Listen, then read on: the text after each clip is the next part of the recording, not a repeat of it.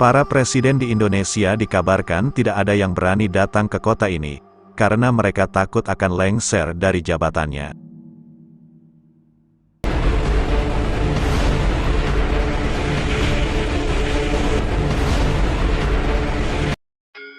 Halo para Sobat TV Kuno, kalian pasti sudah paham betul, jika sebagian besar masyarakat Indonesia masih banyak yang mempercayai sejumlah mitos dan juga misteri yang masih terus berkembang di dalam lingkungan masyarakat hingga sampai saat ini. Dan apakah kalian tahu, ada sebuah mitos yang kini ramai menjadi perbincangan oleh masyarakat Indonesia, dan bukan hanya itu saja, mitos ini sekarang juga lagi ramai dan viral beredar di media-media sosial, seperti TikTok, Facebook, Instagram, hingga di jejaring Twitter. Dan mitos yang lagi ramai itu adalah, mitos larangan Presiden Indonesia untuk mengunjungi kota-kota tertentu bila tidak ingin kekuasaannya lengser. Namun apakah benar mitos yang kini lagi ramai dibicarakan masyarakat Indonesia ini benar adanya? Konon katanya, ternyata adanya mitos atau kepercayaan yang menyatakan larangan bagi Presiden datang ke beberapa kota ini agar kekuasaannya tidak lengser. Ternyata sudah ada dan berkembang sejak zaman kerajaan dahulu. Dan di kota mana saja sih yang di dalam mitos tersebut dilarang untuk dikunjungi para presiden di Indonesia? Nah, di dalam video kali ini, TV Kuno akan membahas tentang mitos 3 kota yang dilarang untuk dikunjungi para presiden Indonesia. Seperti apa mitosnya? Tontonlah video ini sampai selesai, agar para Sobat TV Kuno mengetahui seperti apa kisah di balik mitos-mitos 3 kota terlarang bagi para presiden Indonesia tersebut.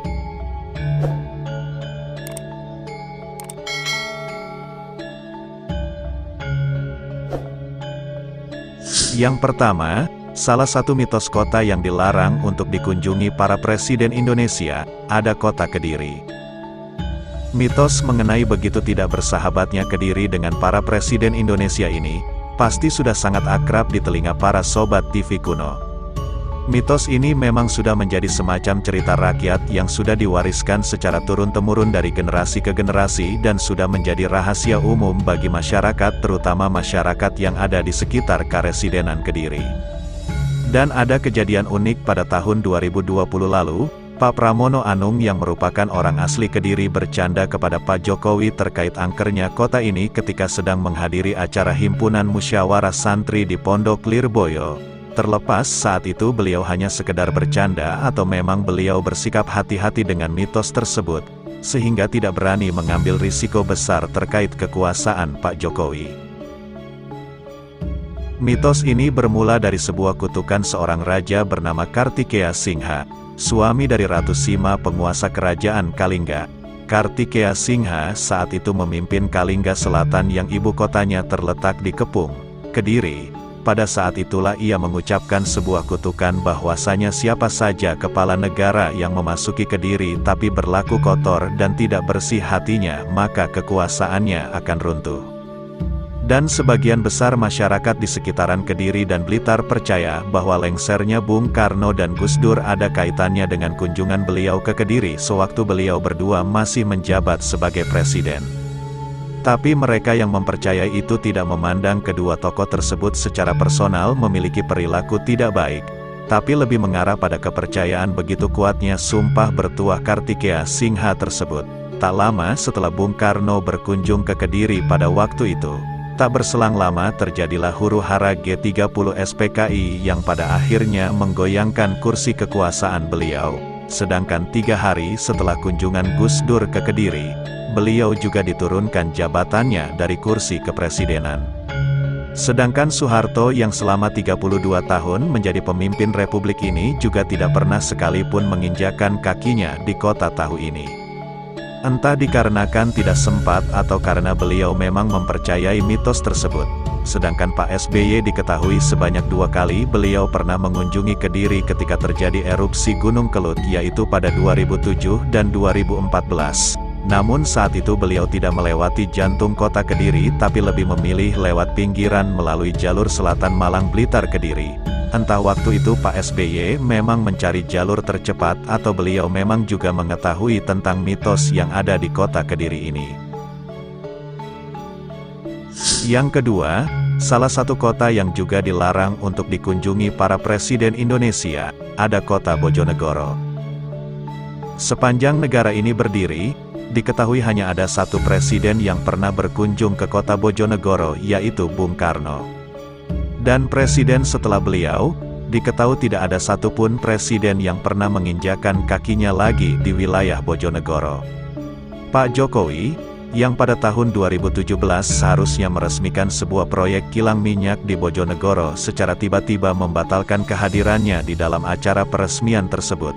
Padahal, saat itu panitia sudah menyiapkan panggung mewah dalam rangka menyambut kedatangan Presiden Jokowi tersebut.